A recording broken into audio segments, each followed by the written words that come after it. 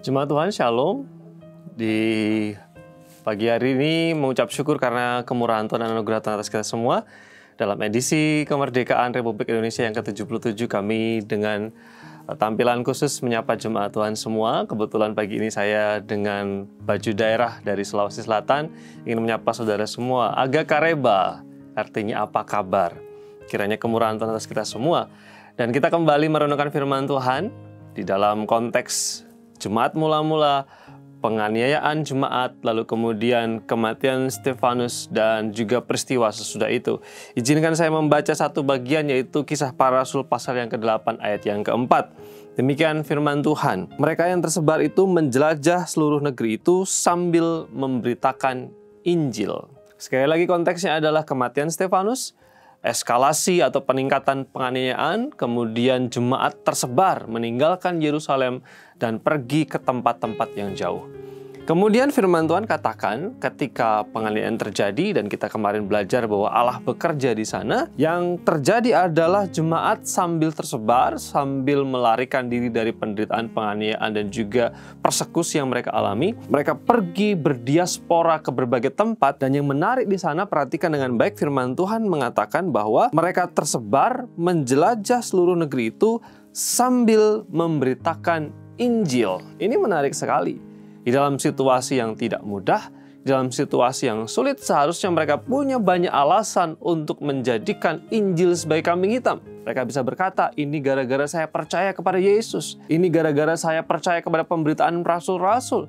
Ini gara-gara saya percaya kepada Injil, makanya saya menderita. Saya kehilangan tempat tinggal, kenyamanan, bahkan mungkin ada yang keluarga mereka ditangkap. Tapi yang terjadi tidak demikian. Justru mereka semakin kuat dan berakar di dalam Injil.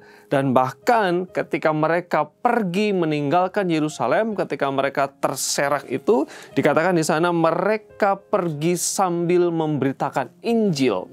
Kata sambil itu bukan berarti sambil lalu atau sambilan saja.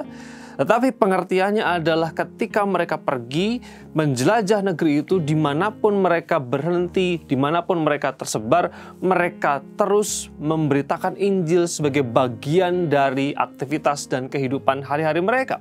Sekali lagi bukan sekedar sambilan, tetapi memberitakan Injil menjadi gaya hidup, menjadi bagian dari kehidupan mereka. Dimanapun mereka berada, mereka berusaha menjadi saksi yang efektif. Bapak Ibu, ini menjadi pelajaran yang menarik buat kita semua.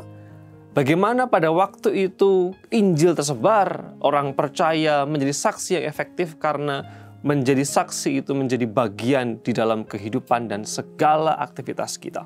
Memberitakan Injil seharusnya menjadi gaya hidup kita.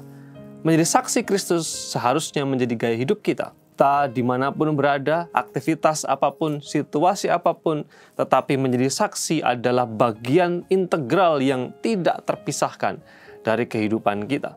Gaya hidup atau aktivitas yang menjadi bagian dari hidup itu adalah hal yang tidak bisa terlepas.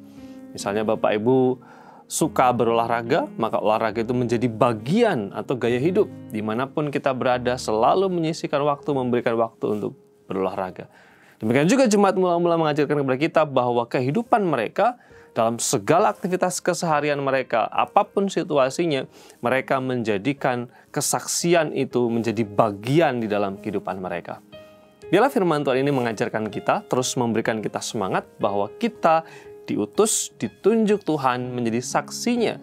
Di setiap kegiatan dimanapun kita, mari berkomitmen menjadi saksi yang efektif, saksi yang baik, duta yang baik bagi kemuliaan Kristus Tuhan kita. Kita berdoa. Bapa, terima kasih, kami bersyukur untuk kemurahan-Mu di pagi hari ini. Doa kami supaya jemaat Tuhan dan Bapak Ibu semua yang mengasihi Tuhan, yang bersama-sama dengan kami, mendapatkan kemurahan Tuhan di sepanjang hari ini, sehingga kami bisa menjadi saksi yang efektif bagi kemuliaan nama Yesus. Terima kasih Bapa, di dalam nama Yesus kami berdoa dan bersyukur. Amin.